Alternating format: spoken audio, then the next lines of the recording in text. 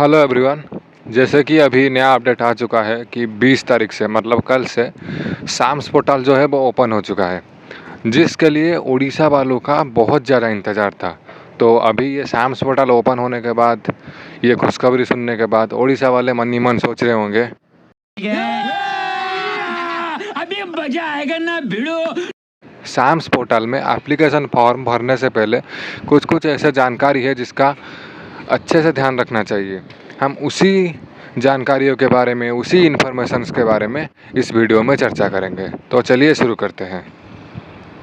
पहली बात है एप्लीकेशन फॉर्म का फीस के बारे में यहाँ पर अच्छी तरीके से लिखा गया है। जनरल और SC/BC कैंडिडेट के लिए 300 रुपये और SC/ST कैंडिडेट के लिए 200 रुपये। यहाँ पर यह है कि PWD कैंडिडेट और थर्ड जेंडर और फन कैंडिडेट, सिंगल मदर, उसके बाद क्या है चाइल्ड केयर इंस्टीट्यूशन, उनके लिए क्या है कोई भी एप्लीकेशन फ़ीस नहीं है। तो बात यह है कि जनरल और SC/BC कैंडिडेट के लिए 300 रुपये और SC/ST कैंडिडेट के लिए 200 रुपये। एक चीज़ तुम्हें याद रखना है कि उड़ीसा में कोई OBC और EWS ऐसा कुछ रिजर्वेशन नहीं होता। वहाँ पर SC/BC होता है जिसमें ये OBC और EWS इंक्लूडेड होते हैं। ठीक है, फिर आगे देखते हैं। आगे यहाँ पर क्या है प्रिंसिपल ऑफ सिलेक्शन। यहाँ पर जैसे कि मैंने पिछली बार बताया था कि IIT रोपड़ का सिलेक्शन जो क्राइटेरिया था वो थोड़ा अलग था, उसी तरह यहाँ पर भी क्राइटेरिया कुछ अलग है। यहाँ पर क्या है, यहाँ पर देखो, यहाँ पर जैसे कि हमें पता है कि 7 सब्जेक्ट टोटल होते हैं। 3 सब्जेक्ट होते हैं डोमेन के, 2 लैंग्वेज और होता है जनरल टेस्ट और टीचिंग एप्टीट्यूड। तो टोटल 60 सब्जेक्ट है। तो यहाँ पर क्या दिया गया है टोटल नॉर्मल स्कोर, मतलब 7 सब्जेक्ट के टोटल कितना नॉर्मल स्कोर बन रहे हैं 640 का, वो कैलकुलेट करेंगे। उसका क्या है कि उसका परसेंटेज निकालेंगे, मतलब total normal score into 100 divided by 640। तो ये जितना बनेगा, तो ये जो वैल्यू बनेगा वो कितना 100 से बनेगा। तो ये जितना बनेगा, मान लो कि 100 में से किसी का 80 बन रहा है या फिर किसी का 60 बन रहा है, तो ये जो वैल्यू बनेगा ना उसी हिसाब से तुम्हारा मेरिट प्रोड्यूस होगा। तो मेरिट बनाने का साम्स पोर्टल में जो है, या फिर उड़ीसा का जो 15 कॉलेजेस है उसका तरीका थोड़ा अलग है। वो क्या कर रहे हैं परसेंटेज के बेसिस में मेरिट बना रहे हैं। वैसे देखा जाए तो इसमें कुछ खास फ़र्क नहीं पड़ेगा, क्योंकि तुम्हारा टोटल नॉर्मल स्कोर जिसका जितना होगा उसी हिसाब से ही तुम्हारा परसेंटेज बना। अगर मान लो कि 2 लोग हैं, एक है राम और दूसरा है श्याम। राम का अगर टोटल नॉर्मल स्कोर श्याम से ज़्यादा है तो फिर ऑब्वियस है कि राम का परसेंटेज जो है वो भी श्याम से ज़्यादा ही रहेगा। उसमें कुछ फ़र्क नहीं पड़ेगा, बस इन्होंने अपने हिसाब से कुछ एक क्राइटेरिया बना दिया है। मतलब तुम्हारा जितना टोटल नॉर्मल स्कोर बन रहा होगा उसी हिसाब से सेम टू सेम मेरिट बनेगा ये परसेंटेज वाला। फिर यहाँ पर क्या है टाई ब्रेकिंग का प्रोसीड्यूर थोड़ा देख लो। टाई ब्रेकिंग क्या होता है कि मान लो तुम्हारा जो टोटल परसेंटेज बन रहा है वो 2 बच्चों का सेम बन रहा है, तो फिर उनके बीच में कैसे सिलेक्ट किया जाएगा, किसको मेरिट में ऊपर रखा जाएगा और किसको नीचे रखा जाएगा, उसके बारे में बताया गया है। यहाँ पर क्या बताया गया है, अगर मेरिट परसेंटेज सेम होता है, आइडेंटिकल होता है मेरिट परसेंटेज, तो फिर क्या होगा, जो मेरिट बनेगा वो किस बेसिस पे बनेगा, टीचिंग एप्टीट्यूड के बेसिस में। मतलब 2 बच्चों का मेरिट परसेंटेज सेम हो रहा है तो फिर उन दोनों में से जिसका टीचिंग एप्टीट्यूड में ज़्यादा मार्क होगा उसको सिलेक्ट किया जाएगा। फिर क्या है, अगर मान लो कि मेरिट परसेंटेज भी सेम बन रहा है और टीचिंग एप्टीट्यूड में भी सेम मार्क आ रहा है, तो फिर क्या होगा कि जनरल टेस्ट को देखा जाएगा। यहाँ पर लिखा गया है general test would given the preference. उसके बाद क्या है, मान लो 2 बच्चे ऐसे हैं, वैसे ये होने का चांसेस तो लगभग नेग्लिजिबल है, मगर मान लो कि ऐसा है कि उन दोनों का मेरिट परसेंटेज सेम है, टीचिंग एप्टीट्यूड में भी मार्क जो है वो भी सेम है, जनरल टेस्ट में जो मार्क है वो भी सेम है, तो फिर कैसे बनेगा, तो फिर क्या होगा कि डेट ऑफ बर्थ के हिसाब से बनेगा। मतलब जो एज में बड़ा होगा उसको प्रायोरिटी दिया जाएगा। फिर क्या है बाकी यहाँ पर क्या दिया गया है, reservation policy of government of Orissa will strictly followed in preparing provisional allotment test. ये तो तुम्हें पता ही है, गवर्नमेंट ऑफ उड़ीसा का जो रूल है उसी हिसाब से होगा। गवर्नमेंट ऑफ उड़ीसा में यहाँ पर यह है कि OBC और EWS कुछ नहीं है, यहाँ पर बस एक है SC/BC, socially economically backward classes, तो उसी हिसाब से मेरिट बनेगा।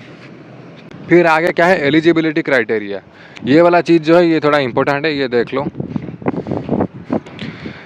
यहाँ पर क्या है, जो एप्लीकेंट है वो आप सक्सेसफुली पास्ड +2 इक्विवेलेंट एग्जामिनेशन, चाहे कोई भी स्ट्रीम का हो, तुम्हें +2 और इक्विवेलेंट एग्जाम पास होना चाहिए। और यहाँ पर एक चीज़ ये है कि तुम अगर 3 ईयर डिप्लोमा भी किए होगे रेगुलर कोर्स वाला, डिस्टेंस वाला नहीं चलेगा, रेगुलर कोर्स का तुम अगर 3 ईयर का डिप्लोमा किए हो तो भी तुम एलिजिबल हो ITP के लिए अप्लाई करने के लिए। तो फिर यहाँ पर क्या है, यहाँ पर ये है कि तुम पहली बात तो है कि 12th पास होना चाहिए, कोई भी स्ट्रीम से हो, आर्ट्स साइंस कॉमर्स सब लिखा गया है। और उसके साथ क्या है कि 3 साल का डिप्लोमा, रेगुलर कोर्स वाला डिप्लोमा अगर तुम पास किए हो तो भी तुम एलिजिबल हो। आगे ये है कि applicant must have appeared NCET exam, ये तो तुम्हें पता ही है। और क्या है, ये वाला इंपॉर्टेंट है, और ये वाला चीज़ जो है ना बहुत सारे कॉलेजेस जो है अपने एलिजिबिलिटी में डाले हैं, वो क्या है कि candidate must have appeared in NCET in all 7 subject. इसका मतलब मैंने तुम्हें बहुत बार बता चुका हूँ, IIT भुवनेश्वर में भी यही था, IIT रोपड़ में भी यही था, चाम्स पोर्टल में जो 15 कॉलेजेस है उसके लिए भी यही है। ये क्या है कि टोटल 7 जो सब्जेक्ट है, सभी सब्जेक्ट में तुम्हें अटेम्प्ट लेना चाहिए। अगर कोई भी सब्जेक्ट में ऐसा है ना कि तुम बिल्कुल भी कोई क्वेश्चन अटेम्प्ट नहीं किए हो तो फिर तुम एलिजिबल नहीं हो। जैसे कि मैं बता रहा हूँ, एक सब्जेक्ट में अगर तुम एक क्वेश्चन अटेम्प्ट किए हो और वो गलत भी गया है तो भी चलेगा, लेकिन अगर ऐसा है कि तुम एक सब्जेक्ट में बिल्कुल भी कोई क्वेश्चन अटेम्प्ट नहीं किए हो, कोई भी सब्जेक्ट हो सकता है, चाहे वो डोमेन का हो, चाहे वो टीचिंग एप्टीट्यूड का हो, चाहे वो लैंग्वेज का हो, किसी में भी अगर तुम एक भी क्वेश्चन अटेम्प्ट नहीं किए हो तो फिर तुम क्या हो, एलिजिबल ही नहीं हो। फिर क्या है, साम्स पोर्टल है, वो उड़ीसा वालों को बहुत सपोर्ट कर रहा है। ये है कि यहाँ पर साम्स पोर्टल में तुम अप्लाई करने के लिए तुम्हें ओडिया सब्जेक्ट पढ़ना चाहिए, मतलब 10th में तुम्हारे सब्जेक्ट कॉम्बिनेशन में ओडिया होना चाहिए या फिर 12th में होना चाहिए। मतलब 10th में होना कंपलसरी है या फिर 12th में होना चाहिए। अगर 10th 12th दोनों में है तो और भी बढ़िया, मतलब 10th में जैसे भी करके होना ही चाहिए। वैसे देखा जाए तो उड़ीसा में जो CBSE स्कूल भी होते हैं उसमें भी होता है ओडिया 10th में, और 12th में जो CHSE वाले होते हैं उनमें भी होता है। बस थोड़ा ऐसे भी स्कूल होते हैं जिनमें 8वीं के बाद ओडिया हटा देते हैं, वो वाले बच्चे यहाँ पर एलिजिबल नहीं है। उसके बाद क्या है, फिर अगले पॉइंट में क्या है, यहाँ पर ये बताया गया है कि applicant must be resident of Odisha for applying admission of 4 year ITP academic section 2026-27। मतलब साम्स में जो 15 कॉलेजेस है उसमें अगर तुम अप्लाई करना चाहते हो तो फिर तुम्हें ओडिशा का रेसिडेंट होना चाहिए। तो बात ये है कि यहाँ पर ओडिशा के बाहर का कोई भी अप्लाई ही नहीं कर सकता। तो ओडिशा में तो पहली बात बहुत सारे बच्चे होते हैं, तो ये वाला चीज़ उनके लिए बहुत फ़ायदा कराएगा कि बाहर के स्टेट का कोई आ ही नहीं सकता, चाहे उनका मार्क्स कितना भी अच्छा हो जाए। तो ये बहुत हेल्प करेगा ओडिशा वालों को। और ये बात सुन के भी ओडिशा वाले मन ही मन सोच रहे होंगे, इतनी खुशी, इतनी खुशी, इतनी खुशी मुझे आज तक नहीं हुई। अबे रुक, ये ले। इतनी खुशी आज तक नहीं हुई। ये खुशी क्या नाक से निकल रहे? इतनी खुशी, ये ले। इतनी खुशी।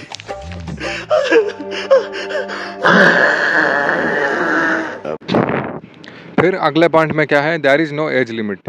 मतलब इसमें कोई एज लिमिट नहीं है अप्लाई करने के लिए, चाहे तुम्हारा उम्र कितना भी हो तुम आराम से अप्लाई कर सकते हो। बस ये है कि तुम्हें 12th पास होना चाहिए। फिर आगे क्या है, रिजर्वेशन सिस्टम के बारे में है। यहाँ पर तो तुम्हें पता है SC ST के लिए रिजर्वेशन होता है, उसके बाद PWD के लिए भी 5%। उसके बाद क्या है, यहाँ पर एक रिजर्वेशन रहता है एक्स सर्विसमैन या फिर चिल्ड्रन विथ मटायर्स, मतलब डिफेंस वालों को भी सपोर्ट किया जाता है। ये हर कॉलेजेस में नहीं रहता, यहाँ पर ओडिशा वालों के लिए रहा है ये वाला चीज़, एक्स सर्विसमैन वाला कोटा। अगर मान लो तुम्हारे फैमिली में कोई डिफेंस बैकग्राउंड से है तो तुम्हें ये कोटा मिल जाएगा 1%, इसमें भी सीट का रिलैक्सेशन रहता है। उसके बाद क्या है, SC BC जो मैंने बताया था 11.25। अब ये हो गया रिजर्वेशन के बाद। आगे देखते हैं कि क्या क्या डॉक्यूमेंट्स हमें चाहिए एप्लीकेशन के टाइम। डॉक्यूमेंट्स में देखें तो पहले हमें 10th का सर्टिफिकेट और मार्कशीट चाहिए, उसके बाद 12th का सर्टिफिकेट और मार्कशीट, उसके बाद क्या है NTA 2026 स्कोर कार्ड, उसके बाद क्या है proof of Odia pass certificate in 10th। इसका मतलब ये है कि तुम्हें जो 10th सर्टिफिकेट है उसमें बस दिखना चाहिए कि तुम ओडिया में एग्ज़ाम दिए थे, मतलब तुम्हारा एक सब्जेक्ट ओडिया होना कंपलसरी है यहाँ पर। और एक चीज़ क्या है, कॉलेज लिविंग और school living and conduct certificate. उसके बाद क्या है SC ST SC BC इनके लिए जो तुम्हारा कास्ट सर्टिफिकेट वो चाहिए। उसका थोड़ा इन्फॉर्मेशन भी दिया गया है कि किससे लेना है, मतलब ये जो साइन करवाना है वो किससे लेना है उसके रिगार्डिंग बताया गया है कि साइन जो करवाना है उसके लिए जो ऑफिसर होंगे उनका रैंक तहसीलदार से नीचे नहीं होना चाहिए। और उसके बाद क्या है PWD सर्टिफिकेट जो तुम्हें CMO से बनाना है। और उसके बाद क्या है एक्स सर्विसमैन वाले अगर तुम हो तो फिर उसके लिए जो सर्टिफिकेट चाहिए वो भी चाहिए तुम्हारा। और क्या है COM जो मैंने बताया था, चिल्ड्रन विथ मैटर्स, वो मतलब किसी का अगर शहीद हो जाता है तो उसी के रिगार्डिंग जो कलेक्टर से एक सर्टिफिकेट मिलता है, वो वाला अगर तुम्हारा है वो भी लगेगा, जो कि तुम्हें रिजर्वेशन देने में हेल्प करेगा। उसके बाद क्या है माइग्रेशन सर्टिफिकेट, उसके बाद पासपोर्ट साइज़ फ़ोटोग्राफ। और यहाँ पर जो लिखा है ना signed by the candidate at the time of counselling और एडमिशन, वो मतलब तुम्हारा जब मेरिट निकल जाएगा, तुम्हें जब इंस्टीट्यूशन में आ जाएगा कॉल, तो उस टाइम में ये ज़रूरी होगा पासपोर्ट साइज़ फ़ोटोग्राफ। तो अभी मतलब फ़ोटोग्राफ खींच कर रख लो, रिसेंट वाला फ़ोटोग्राफ ही चाहिए होगा वहाँ पर। तो अभी 4 फोटोग्राफ तुम खिंचवा के रख लो पास में रेडी करके, क्योंकि अभी कुछ ही दिन में ही मतलब जब शाम्स का पोर्टल बंद होगा ना, उसी के कुछ ही दिन में ही तुरंत ही मेरिट निकल आएगा। तो फिर तुम्हारे पास अभी से सारे डॉक्यूमेंट्स रेडी होना चाहिए। अगर किसी के आधार कार्ड वगैरह में कुछ प्रॉब्लम है तो फिर उसको भी रेक्टिफाई के लिए अभी तुम जाके रेक्टिफाई करवा लो, नहीं तो बाद में बहुत दिक्कत हो सकता है। उसी में कोई अगर दिक्कत होगा तो तुम्हारा एडमिशन भी कैंसिल हो जाएगा। डॉक्यूमेंट के बारे में बात करने के बाद अब हम आते हैं एडमिशन प्रोसीड्योर। इसमें बहुत सारे बच्चों को कन्फ्यूजन है, और ये कन्फ्यूजन होना बहुत लॉजिकल सी बात है, क्योंकि ये वाला चीज़ जो है बच्चों ने कभी फेस नहीं किया है। बहुत सारे बच्चे पूछ रहे हैं ये फ्रीज क्या होता है और ये स्लाइड क्या होता है, हमें समझ में नहीं आ रहा है, थोड़ा बता दीजिए। तो यहाँ पर क्या है कि तुम्हें जैसे देखो, जैसे कि कोई अगर IIT भुवनेश्वर के लिए अप्लाई करेगा, उसको क्या है सब्जेक्ट चुनना है और बस एक ही बार फ़ी पेमेंट करना है। उसमें से क्या हो जाता है IIT भुवनेश्वर के लिए उसने अप्लाई कर लिया। लेकिन शाम्स पोर्टल में क्या है, एक ही पोर्टल में तुम 15 कॉलेजेस के लिए तुम अप्लाई कर रहे हो, तो वहाँ पर बात थोड़ा अलग है। तो यहाँ पर एक चीज़ तुम्हें पहली बात तो एक चीज़ ये याद रखना है, जो है मिनिमम तुम्हें 5 कॉलेजेस तो देना ही होगा शाम्स पोर्टल में चॉइस के लिए। मिनिमम 5 कॉलेज देना है, और मैक्सिमम तुम कितना भी दे सकते हो 15 कॉलेजेस है। हर कॉलेजेस में भी अलग अलग कोर्सेस है। मान लो तुम्हें BA भी करना है, BSc भी करना है, क्योंकि ज़्यादा तक बच्चे ऐसे होते हैं कि वो BSc के साथ साथ BA का इंग्लिश को भी बहुत सारे लोग प्रेफर करते हैं, और वो प्रेफर करना भी चाहिए, क्योंकि इंग्लिश में ज़्यादा फ़ायदा रहता है कि मान लो तुम इंग्लिश में B.Ed कर दिए तो फिर तुम टीचर बन सकते हो, आर्ट्स स्ट्रीम का भी टीचर बन सकते हो, साइंस का भी बन सकते हो, कॉमर्स का भी बन सकते हो। तो हर बार वैकेंसी इंग्लिश के लिए 3 निकलता है, तो इंग्लिश के लिए अप्लाई करना फ़ायदे की बात है। तो मैं भी सभी को ही बोलूँगा कि इंग्लिश के लिए तुम अप्लाई कर लो। मुझे पता है कुछ लोग ऐसे बोल रहे होंगे हम तो 12th में साइंस स्ट्रीम के हैं तो फिर हम इंग्लिश का क्यों अप्लाई करें। भाई कुछ फ़र्क नहीं पड़ेगा, तुम मतलब इंग्लिश का टीचर बनो या फिर साइंस के टीचर बनो आगे जाकर, क्योंकि इंग्लिश में क्या है कि 3 वैकेंसी निकलेंगे तो वहाँ पर तुम्हें नौकरी लगने का चांसेस जो है वो बहुत ज़्यादा है। देखो अल्टीमेटली तुम्हारा गोल वही है, नौकरी ही तुम्हें लेना है कैसे भी करके। चाहे तुम ये मत बोलो कि मुझे इस सब्जेक्ट में इंटरेस्ट है, इंटरेस्ट की बात अलग है, वो तो पढ़ते पढ़ते ऑटोमेटिकली इंटरेस्ट आ ही जाता है, चाहे वो सब्जेक्ट में कितना भी बुरा क्यों ना लग रहा हो। बस तुम्हारे एफर्ट्स पे सब कुछ डिपेंड करता है। ठीक है, अब छोड़ो, ज़्यादा ज्ञान की बात हो गया, अभी मन ही मन बोल रहे हो कि इतना ज्ञान मत दो, आगे बता दो एडमिशन प्रोसीड्योर के बारे में। तो चलो एडमिशन प्रोसीड्योर के बारे में ही बात करते हैं। फिर यहाँ पर क्या दिया गया है, यहाँ पर पहले ऐसा है कि जैसे कि तुम मान लो जब तुम कॉमन एप्लीकेशन फॉर्म भरोगे, वहाँ पर एक ऑप्शन दिखाएगा तुम्हें कौन सा कॉलेज लेना है। तो तुम्हें वहाँ पर क्या है कि अपने प्रेफरेंस के हिसाब से, मान लो तुम ज़्यादा चाहते हो रेवेन्सा में पढ़ना चाहते हो, या फिर मान लो तुम BJP में पढ़ना चाहते हो, तो जिस कॉलेज में पढ़ने का तुम्हें सबसे ज़्यादा इंटरेस्ट है उस कॉलेज को तुम 1 नंबर लिस्ट में डालना। और उस कॉलेज का कौन सा कोर्स वो भी पूछेगा, तुम्हें CBZ लेना है या फिर PCM का लेना है, मतलब कौन सा मेजर तुम्हें लेना है वहाँ पर वो भी पूछेगा। तो उसी हिसाब से, और कौन सा कोर्स लेना है और कौन सा कॉलेज है उसको पहले में रखे, उसके बाद क्या है उसको नीचे में रखे, उसके बाद क्या है उसको नीचे में रखे। और तुम्हें भी ये बात पता है जो कॉलेज बहुत अच्छा होता है उसके लिए बहुत सारे बच्चे अप्लाई करते हैं। तो यहाँ पर मैं पूरा सिस्टम को बता देता हूँ, ये फ्रीज क्या होता है और ये स्लाइड क्या होता है। ये वाला सिस्टम मैं पहले तुम्हें पूरा बता देता हूँ। फ्रीज और स्लाइड का सिस्टम कुछ ऐसा है, रुको यहाँ पर एक जगह बना देते हैं लिखने के लिए।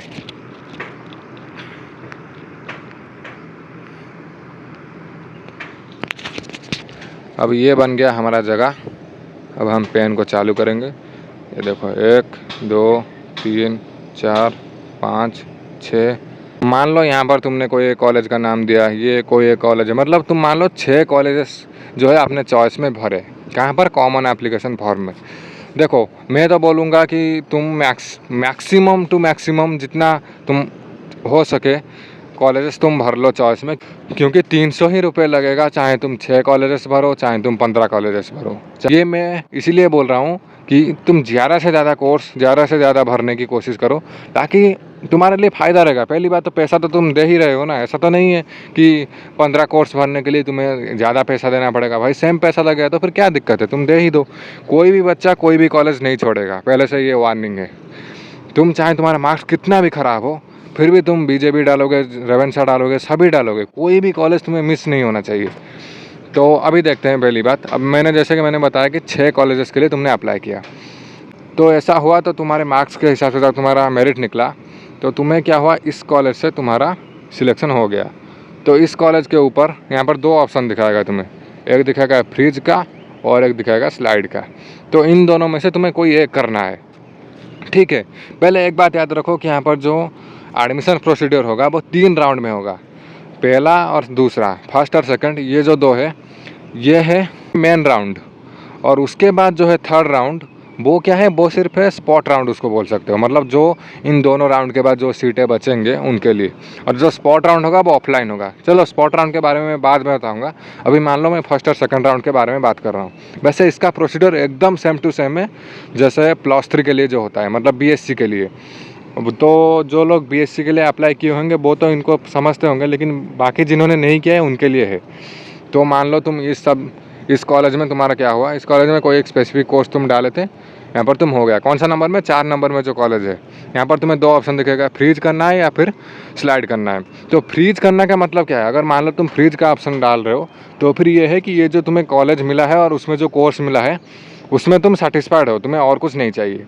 अगर मान लो तुम्हारा ऐसा है कि तुम चाहते हो कि ये जो कॉलेज मिला है इससे बेटर कॉलेज ये है, क्योंकि बेटर कॉलेज है इसलिए तो तुम उसको 3 नंबर में डाले हो, या फिर उसके ऊपर जो है 2 नंबर में, या फिर जो ऊपर है उसको 1 नंबर में डाले हो, तो फिर तुम चाहते हो कि वो वाला मिले, तो फिर तुम क्या करोगे, स्लाइड वाला ऑप्शन को क्लिक करोगे, ठीक है। इसके बाद तुम्हें क्या है, ये स्लाइड हो या फिर फ्रीज हो, इनमें से कोई भी एक क्लिक करने के बाद तुम्हें क्या है, कॉलेज का फ़ी देना होगा। फ़ी कितना है, सारे कॉलेज का सेम ही है, 45,000। तो 45,000 फीस तुम्हें भरना होगा। अगर तुम फ्रीज वाला ऑप्शन को क्लिक कर लिए तो फिर तुम 45,000 भर दोगे, उसके बाद तुम्हें एक इंटीमेशन लेटर मिल जाएगा। और वो इंटीमेशन लेटर क्या होता है कि एक इनविटेशन कार्ड जैसा, मतलब वो लेटर अगर मिल गया तो फिर तुम्हारा उस कॉलेज में एडमिशन प्रोसीड्योर के लिए सारा कुछ रेडी हो गया। बस कॉलेज एक डेट देगी, वो कोई भी डेट हो सकता है अपने हिसाब से। कॉलेज उसके 2-3 दिन बाद कॉलेज जो है एक डेट देगी, उस डेट में तुम्हें सारे जो डॉक्यूमेंट्स जो मैंने बताया था ऊपर में लिस्ट ऑफ डॉक्यूमेंट्स, वो सारे डॉक्यूमेंट्स उसके साथ साथ वो इंटीमेशन लेटर का प्रिंट आउट करके तुम वहाँ पर पहुँच जाना। कहाँ पर, उस कॉलेज में जिस डेट में वो बुलाए होंगे, तो वहाँ पर पहुँच जाना, अपना एडमिशन का काम ख़त्म कर देना। अगर मान लो तुम फ्रीज ना करके स्लाइड डालते हो, स्लाइड का मतलब ये है कि तुम जो कॉलेज तुम्हें मिला है उसमें तुम सेटिस्फाइड नहीं हो, उससे बेटर वाला कॉलेज जो ऊपर है उसको तुम लेना चाहते हो, ठीक है। तो फिर क्या है, स्लाइड डालने पर वो सेकंड राउंड के लिए वो चला जाएगा। सेकंड राउंड में अगर ऐसा हुआ कि ऊपर वाले जो कॉलेज है वहाँ पर सीट वैकेंट रहा, तो फिर तुम्हें क्या होगा, ऊपर वाला कॉलेज मिल जाएगा और वहाँ पर तुम्हें फ्रीज करना पड़ेगा। सेकंड राउंड में सिर्फ फ्रीज का ऑप्शन आएगा। अगर मान लो कि ऊपर वाला कॉलेज में सीट वैकेंट नहीं रहा, तो फिर तुम्हें जो कॉलेज में यही मिला था उसी में ही तुम्हें फ्रीज करना ही पड़ेगा। सेकंड राउंड में तुम्हें फ्रीज करना कंपलसरी है। अगर मान लो तुम सेकंड राउंड में कुछ फ्रीज नहीं किए, छोड़ दिए, तो फिर क्या है, तुम्हें और काउंट ही नहीं किया जाएगा। किसके लिए, फर्दर काउंसलिंग प्रोसीड्योर के लिए। तो ठीक है, अगर तुम सेकंड राउंड में भी वैसे फ्रीज कर लिए तो तुम 45,000 भर लेना, के बाद तुम इंटीमेशन लेटर जो है वो डाउनलोड कर लेना, और कॉलेज जिस डेट में बुलाएगी उस डेट में डॉक्यूमेंट्स और इंटीमेशन लेटर लेकर पहुंच जाना, ठीक है। ये बात हो गया। तो अभी तुम्हें स्लाइड और फ्रीज का कॉन्सेप्ट समझ आया है। फ्रीज मतलब क्या है, वो कॉलेज में तुम सीट बुक करने के लिए रेडी हो, और स्लाइड का मतलब ये है कि तुम उस कॉलेज से बेटर कॉलेज जो ऊपर ऑप्शन में है उन्हीं में से कुछ लेना चाहते हो। अगर तुम्हें वहाँ पर अगले राउंड में सीट वैकेंट मिला तो तुम्हें वहाँ पर मिल जाएगा, अगर नहीं मिला तो जिस कॉलेज में मिला था उसी कॉलेज में फिर से तुम्हें फ्रीज ही करना पड़ेगा, ठीक है। तो ये हो गया फ्रीज और स्लाइड की बात। मतलब ये है कि फर्स्ट राउंड में अगर तुम्हारा जो कॉलेज चाहिए था वो अगर तुम्हें फ्रीज में मिल गया तो फिर तो अच्छी बात है, आराम से उसको फ्रीज कर लो, इंटीमेशन लेटर निकाल लो और फिर चले जाओ एडमिशन के लिए। अगर नहीं मिला तो फिर स्लाइड कर लो। सेकंड राउंड में तो सिर्फ फ्रीज का ही ऑप्शन आता है, स्लाइड का ऑप्शन आता ही नहीं है। तो फिर सेकंड राउंड में जो तुम्हारा हिसाब से मिला, अगर अच्छे उससे बेटर मिला तो सही बात है, अगर नहीं मिला तो उसी कॉलेज में ही फ्रीज करके तुम इंटीमेशन लेटर निकाल के चले जाओ।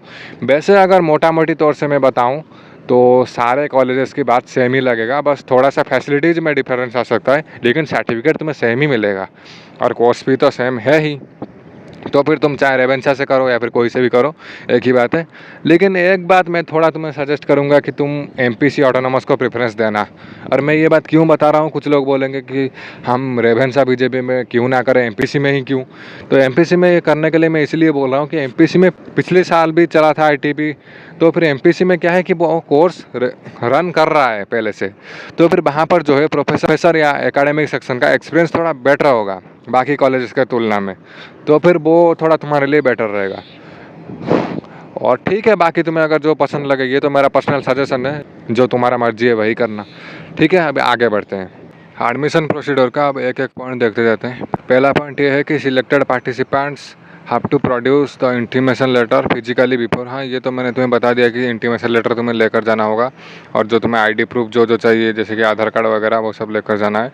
उसके बाद क्या है, ओरिजिनल डॉक्यूमेंट के बारे में बताया गया है और एसएलसी के बारे में बताया गया है। ये सब 2 पॉइंट्स में, ये तो बस तुम्हें पता ही है। इंटीमेशन लेटर और बाकी जो डॉक्यूमेंट्स ऊपर बोला था उसके साथ आधार कार्ड और पैन कार्ड वगैरह जो जो ओरिजिनल डॉक्यूमेंट्स है आईडी प्रूफ के लिए, वो सब लेकर चले जाना। अगर तुम्हारा क्या है कि सीट मिल गया और तुमने फ्रीज करके इंटीमेशन लेटर निकाल लिया, तो इसी केस के लिए ये है। तो यहाँ पर फ्रीज के बारे में नीचे लिखा गया है, जो कि मैंने तुम्हें पहले से बता चुका हूँ फ्रीज के बारे में। फिर है स्लाइड के बारे में बता चुका हूँ। और क्या है, after getting selected in the first round if applicant opted for the slide option. हाँ, ये तो मैंने बता चुका हूँ कि सब्सिक्वेंट राउंड में फ्रीज का ही ऑप्शन सिर्फ शो होगा। If an applicant been allotted a seat in first round then she और he has to compulsorily accept the seat by opting any of the one option slide और freeze. ये वाला बात ये है कि फर्स्ट राउंड में तुम्हें स्लाइड और फ्रीज में से कोई ना कोई एक ऑप्शन को कंपल्सरीली तुम्हें चुनना होगा। अगर मान लो इन दोनों में से तुमने कोई भी नहीं चुना ना, तो फिर क्या है, तुम्हें फर्दर काउंसलिंग प्रोसीड्योर के लिए कंसिडर ही नहीं किया जाएगा। ये माना जाएगा कि तुम काउंसलिंग के लिए इंटरेस्टेड ही नहीं हो। ठीक है, तो फिर फर्स्ट राउंड में तुम्हें छोड़ना नहीं है, स्लाइड या फिर फ्रीज में से कोई ना कोई ऑप्शन तुम्हें चुनना ही है। तो बात यह है कि कुछ लोग अभी पूछेंगे कि हमें फ्रीज में कुछ ऐसा मिला है जो हमें बिल्कुल पसंद नहीं, या फिर सेकंड राउंड के लिए हमने स्लाइड में डाला लेकिन सेकंड राउंड में भी फ्रीज में कुछ ऐसा अच्छा कॉलेज मिला ही नहीं, तो फिर हमें क्या करना चाहिए। सेकंड राउंड में भी अगर तुम्हें अच्छा कॉलेज तुम्हारा पसंदीदा नहीं मिला, तो भी तुम्हें फ्रीज ही डालना है। फ्रीज डालकर जो भी कॉलेज मिला है उसी का तुम्हें इंटीमेशन लेटर डाउनलोड करना है। और एक क्राइटेरिया है, तुम्हें अच्छा कॉलेज उसके बाद भी चाहिए, तो फिर उसके लिए भी एक क्राइटेरिया है, वो मैं बताता हूँ आगे जाकर। ये हो गया फर्स्ट राउंड। और सेकंड राउंड में क्या क्या करना है उसके रिगार्डिंग मैंने बता दिया। थर्ड पॉइंट में वैसा ही कुछ लिया गया। Second round phase 1 admission process will be final round and all applicants have to choose slide option. हाँ, अगर मान लो कि फर्स्ट राउंड में तुमने स्लाइड दिया था, उसके बाद सेकंड राउंड में तुम्हें फ्रीज का ऑप्शन दिखाएगा, तो तुम्हें फ्रीज का ऑप्शन कंपल्सरीली करना ही है। अगर नहीं किए तो फिर तुम्हें काउंसलिंग में फर्दर काउंसलिंग का मौका ही नहीं दिया जाएगा। तो क्या है कि फ्रीज का ऑप्शन क्लिक करके तुम्हें फी पेमेंट कर देना है और इंटीमेशन निकाल लेना है जो भी कॉलेज से मिला है। फिर क्या है, applicants who got selected in the first choice option और opted for freeze option are compulsory required to take admission in that particular round, otherwise candidature will be cancelled and the seat will allotted to another.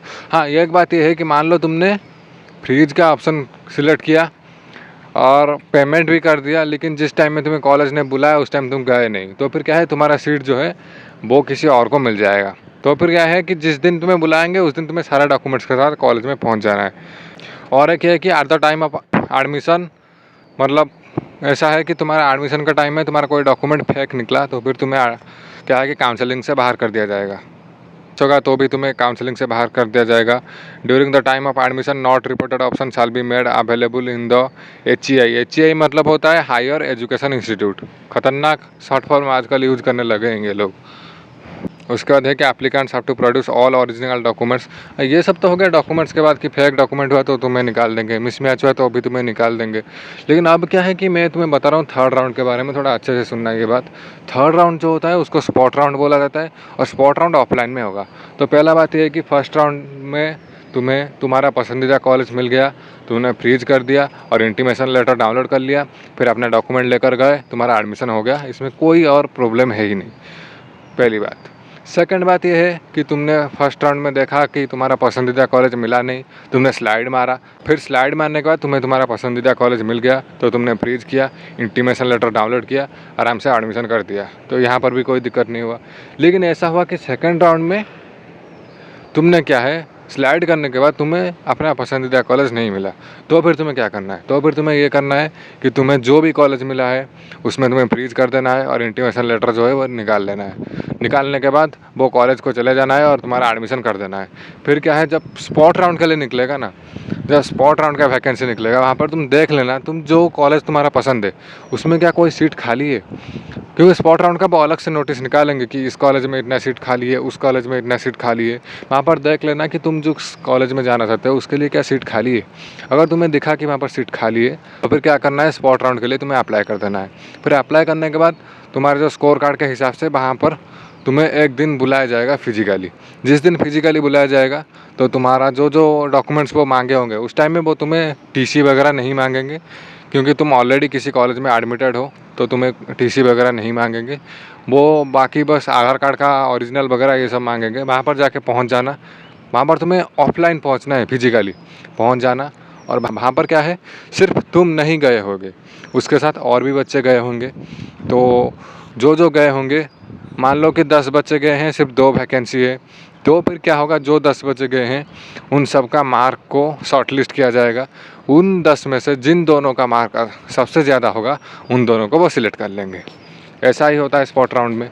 अगर और वहाँ पर अगर देखो कि तुम्हारा हो जाता है कि तुम फिजिकली गए और फिर तुम्हारा मार्क्स उतना रह गया कि तुम्हें वो सिलेक्ट कर लिए, तो फिर क्या होगा, तुम जिस कॉलेज में पहले से एडमिशन किए थे वहाँ से तुम टीसी ले आना और वहाँ का जो पैसा है वो भी तुम्हें रिफंड आ जाएगा। उसके लिए कोई दिक्कत नहीं है, रिफंड तुम्हें आना कन्फर्म है। इसलिए तो वो साम्स पोर्टल में करा रहे हैं कि तुम्हें रिफंड मिल जाएगा।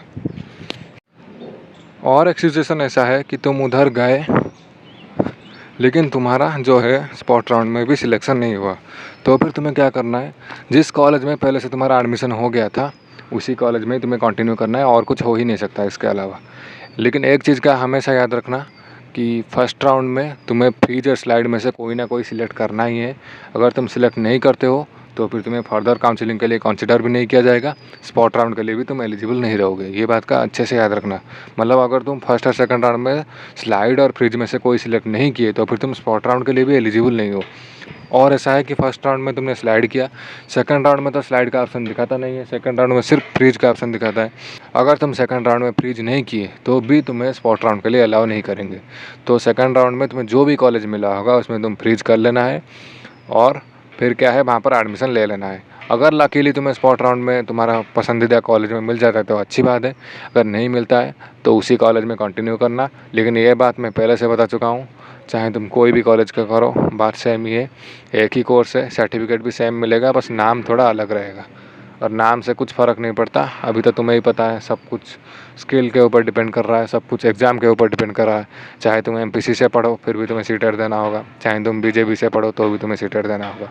उसके बाद बाकी वैकेंसी के लिए जो जेएनबी का हो गया, ओएबी का हो गया, अगर तुम टीचर बनना चाहते हो, बाकी प्रोफेसर बनना चाहते हो तो उसके लिए तुम्हें पीजी का एंट्रेंस देना है, CUET पीजी का एंट्रेंस देना है, ठीक है। उसके बाद फिर नेट वगैरह देना है। तो बात तो वही है, चाहे तुम कोई भी कॉलेज में पढ़ो बात सेम है, तो फिर वहीं पर ही कंटिन्यू कर लेना। तो बस यही बताना था इस वीडियो में। मुझे लगता है मैंने तुम्हारा बहुत सारे कन्फ्यूजन को क्लियर किया होगा। यहाँ पर एक चीज़ दिया गया है स्पॉट राउंड के रिगार्डिंग, जिसके बारे में अभी बात कर रहा था, लेकिन उसके रिगार्डिंग थोड़ा और कुछ है, वो भी थोड़ा देख लो। वो ये है कि मैंने जैसे बताया, जो लोग का एडमिशन हो चुका है वो लोग भी स्पॉट राउंड में जा सकते हैं। और एक ऐसा चीज़ है कि मान लो तुमने फर्स्ट राउंड सेकंड राउंड दोनों राउंड में तुमने वेट किया लेकिन तुम्हारा सिलेक्शन नहीं होता, तो फिर भी तुम जा सकते हो स्पॉट राउंड में। तुम्हें बस क्या करना है, तुम बस साम्स पोर्टल में बस एक बार फिल करना चाहिए, तो फिर तुम स्पॉट राउंड में जा सकते हो। स्पॉट राउंड में कौन नहीं जा सकता? पहला बात यह है कि जिसने फर्स्ट राउंड में स्लाइड या फिर फ्रीज वाला ऑप्शन नहीं चुना है, या फिर सेकंड राउंड में जिसने फ्रीज वाला ऑप्शन नहीं चुना है।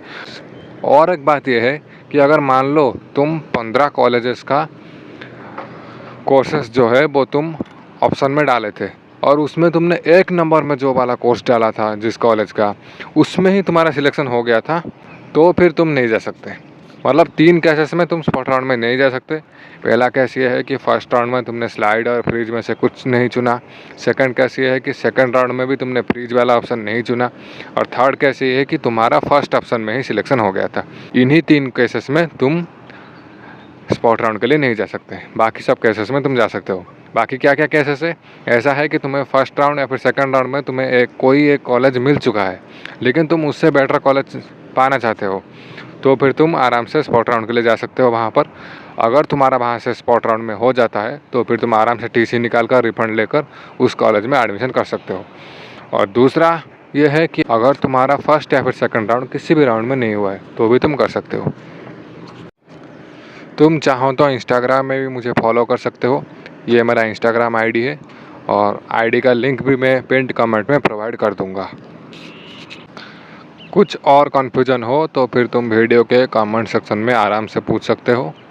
और वीडियो को लास्ट तक देखने के लिए बहुत बहुत धन्यवाद। फिर मिलते हैं अगले वीडियो में।